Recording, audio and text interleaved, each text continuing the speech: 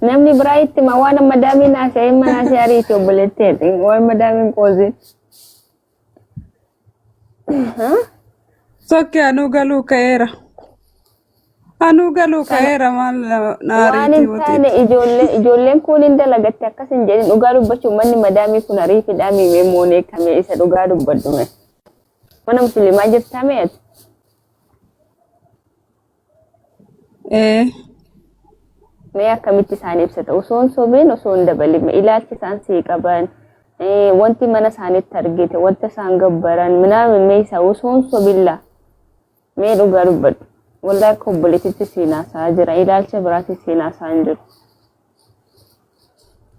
Sobni cubbuudha bar jalqaba irratti sobni cubbuudha. Sobni simmoon barbaachisu. Madaamin koo nama gaariidha dhugaa dubbachuuf.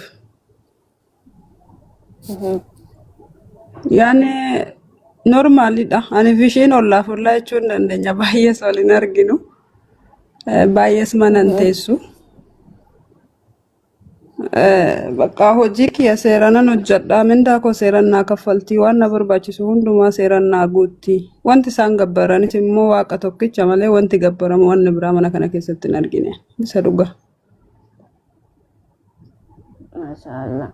Ofitti hisaabeen beekuu isa dhugaa isaan sagadaniif kun namni isaan waaman tokko hin jiru uumalaan alatti ofitti hisaabanii dhugaa dubbachuuf islaamni kun haalli isaanii gaarummaa isaanii jaalalli isaanii kabajni isaanii akkama kiristaanaa fayyadee keessa keetti maaltu dhagaamee beekasa dhugaa.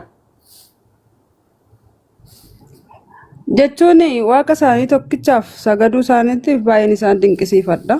Anillee immoo waaqa sagaduuf waaqa lama hin qabu waan ta'eef waan ani isaanitti hinaafu hin qabu. Otoo waaqa sadii afurii sagade inuma nama hinaafsisa garuu ani immoo waaquma na uumeef waan as sagaduuf hinaafee hin beeku. Ati waaqa na uumeef sagadaa jettaa yaaddaa keessi kee? Ka waaqa laman qabu. Ilma maaramiif sagadaa mi'aati ba? Ilma maaramiiti waan kiristaanaa ilma maaramiiti. Ilmaati uumama kun maaramiidde ilma ishiiti bara akkamitti akka jettaan. Isaanii uumaa dacheef samii isa Yesuus uume isa waa hunda uume saniif sagadan. Ati immoo ilma maaramiif sagadda akkamitti tokko ta'uu danda'a? Tokko miti ba. Tokkoffaa irratti ilma maaramiin jedhini ilma maaramii kan jedhu wangeela irra hin caafamne hin jiru. Ilma maaramii jedhamee hin caafamne. Garuu ilma hindeessa jedhamee birraa'ee maleedha. Lammaffaa irratti immoo Mama Jibriil bar dhufee yookaan Gabrieliin ilma hindeessaa maqaa isaas Yesuus jettan maanatu jedhee kan? Laa ati hin jenne garuu jechuudha hindeessa. Ilaa dhaggeeffaa kennaa si dhagaa anillee si dhagaa wal dhaggeeffachuu haa qabaannu. Ilaa otoo Kiristoos hin dhalatiniin dura ilma hindeessaa. Afura qulqulluudhaan hin ulfooftaa ilma hindeessaa maqaa isaas Yesuus jettee hin moggaaftaa jedhameera. Garuu ergasii asiiti wangeela erga dhalatee Yesuus erga dhalatee lafatti argame ilma maaramii jedhamee hin caafamne qaba. Isaan boodatti caafameera mee? Tuttuun erga dhalatee booda caafameera. Moone ati waaqa lama waaqessitu hin jiru bii Yesuus inni immoo ilma Maariyaami. Ati akka eessatti jijjiirta amma ilma wasin ati maa aarta kan jedhu kitaabami kan jedhu rabbumatu jedheeni. Ilaa jalqaba maal waaqessitaa jettee na gaafachuu qabda maleedha. Ati ilma Maariyaam waaqessitaa naan jechuun qabdu. Situ bar madaamin kiyyaa uumaa isaanii tokko sagadu wanta isaan waaman tokko hin jiru wanta of fuuldura godhan tokko hin jiru naan jetteemi. Anis uumaa koo tokkicha fi sagadaa jette bar waaqayyoo tokkoon kadhadhaa jette lakki ati fi madaamin bar tokko miti madaamin rabbi subhaanahu wa ta'ala waa hunda uumeef sagaddii ati immoo ilma maaramii waaqessitaa siin jedhemi. Aishee ati waaqayyoon kee eenyushi hayyeemi atumti xumuri atumti eegalime ishee waaqni kee eenyuti. Sagaleen kee darbee dhufa ishee torkii kiyya natti fakkaate. Ishee nagaamoo?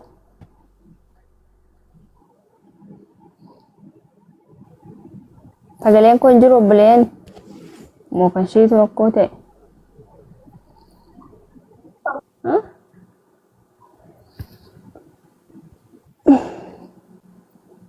hin sobdii. Okay. Ayyee meetii qaba dura kun qaba hawwii wajjin naasaa ammasitti ni moona. Moonee kan jettu. Akkamiluu Hawwii sagalee nagaa way jirtaa? nagaa walla eenyu attisa? Maqaa jijjiirratti waan si beeku egaa kennaa siin hin jedhu baay'ee maqaadhuma duraan si beeku na si waama. Inde ati eenyu? Ijoolleen biyyaa inuma jirtiifi. Nan beekne. Sagaleen keenatti dhaga'amaan turre ishee. Nagaadhaani jirtaa? Jira walla alhamdulillah. Moonee kan dhaga'amu? Nutti dhaga'amaan turre mee. Ammoo maa buutaree? Fayyaadhaa jirtaa? Godhanii na gaggaafadha. Obboleen mee taaptaaf godhaaf leessidha na dhaga'an jirtu moonee kan naannoodha na fakkaate. Sagalee ishee ta'e hin beekan rakkoon isaa akka ta'e. Amma na dhaga'an jirtu?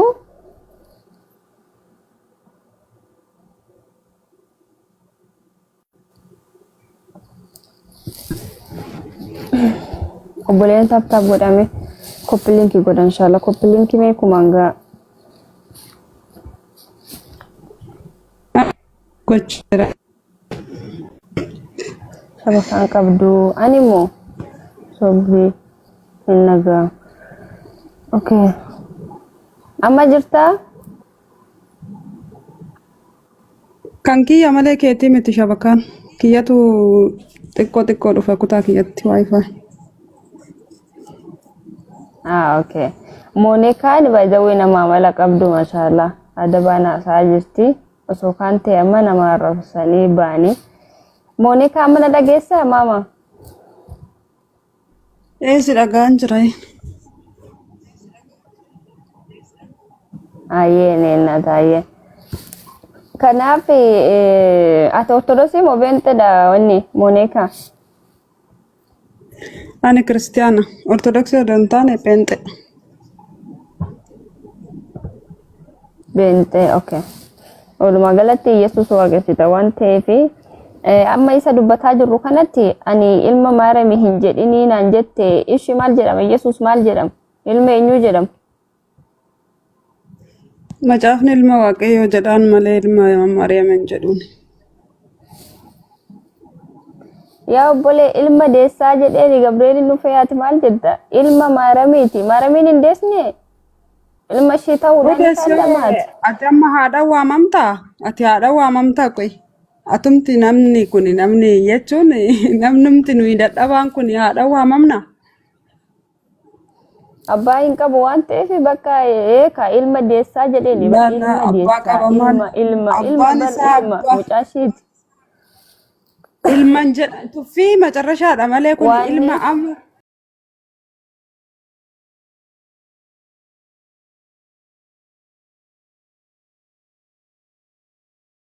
Ilma Maariyaam maaliin waaqessitu hin ta'u kan jennaaf jirruuf kanaaf bar ilma namaa waaqessuu ilma Maariyaam hin deesse isaa alma isaa oosiste bar waaqessuun hin ta'u kan waaqeffamu qabu rabbeessu haanoo taaluu wal ta'ee sin jedha bar. Na dhagaye gizee takka na dhagaye kenna. Gizee takka na dhagaye. Noo jechaa jiru kun sirriidha moo sirrii mitire? Ilma miti ilma Maariyaam waaqessuun hin ta'u. Ilma abbaadhaan waamama. Abbaadhaan waamama ilmi. Ilma abbaadhaan waamama. Anis abbaadhaan waamama. Waan la Yesuus eenyu abbaansa? Ilaahi habibti waaqayyoon Yesuus eenyutu irraa dhalche Maariyaam irraa ishee ilma hin jedhin ilma Maariyaam hin jedhin jette ishee eenyu abbaansaa kan irraa wanni jedhe irraa uumame. Yaa kenna yaa habibti arraba keetta daba godhe gizee haasoftu Yesuus Kiristoos. Noositu jechaa jira bar abbaani karaa isaatiin akka waaqayyoof sagalu amma laali macaafni qulqulluun Yesuusumti mataasaa maal jedhe beektaa?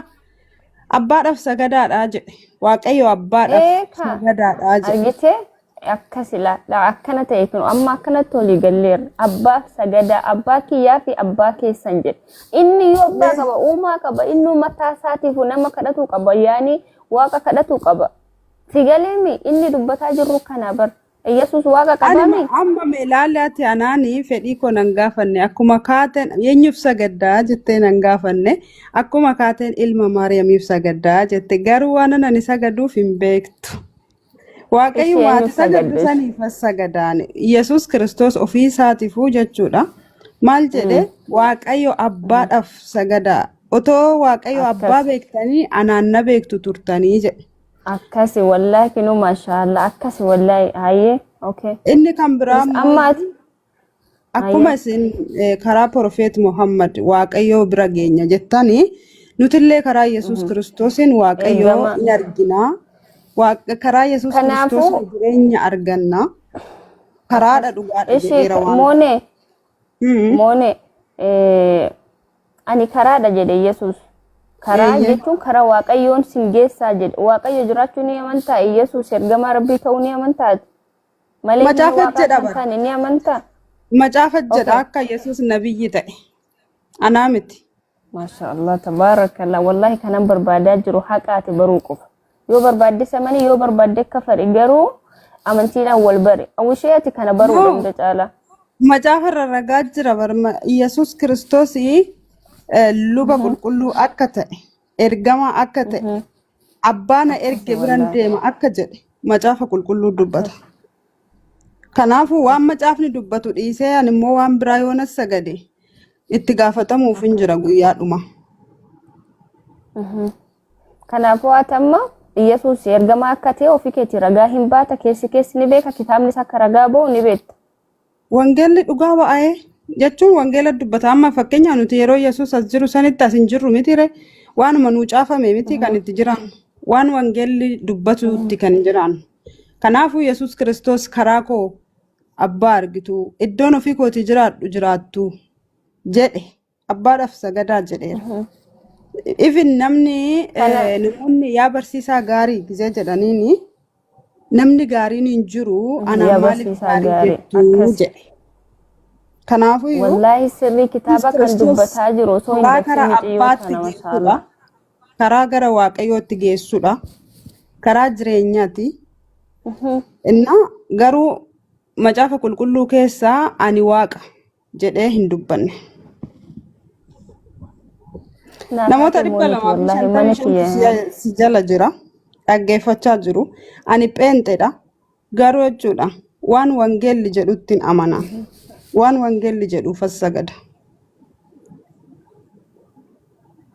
na karaa Yesus fi sagadu ati Yesus fi sagadu Yesus waaqa ko hin jettu kan beektu keessi kee ammallee islaamummaa furanne malee waaqni jiraachuu isaa Yesus akka waaqa hin taane ati ragaa baata waaqni Yesusin erge akka inni nu fayyisuuf akka inni nu barsiisuuf akka inni nu qajeelchuuf waaqni Yesusin erge samii gubbaa jira Walta okay malee Yesus waaqa miti sibirata akka ilaalcha keetitti akka ati kitaaba irraa hubattetti mooneti Yesus waaqa miti ergamaadha malee Yesus ani waaqa hin jenne miti Allahu akbar wallahi kan nuti kasarratti dadhabaa jirru kan asirra taa'aa jirru kanuma baqe sigale amma miciyyoon tun kitaaba hin dabsine wallahi kan jedhu kitaaba mataa isaati matsaafuma quddusuutu jedha bar garuu kiristaanonni ni dabsu kitaabuma kana baqa hin jedhu sin isa jedhu kana amma hin jedhu sin jedhan Maariyaamiin eenyu deesse ilma shii akkamitti namni ilma akka hootii dhalate kana jeen sagali Maariyaamiin deesse kana waaqa jedhaan amma kan ragaa bee ofiiruma shiiti miciyyoo beente moonek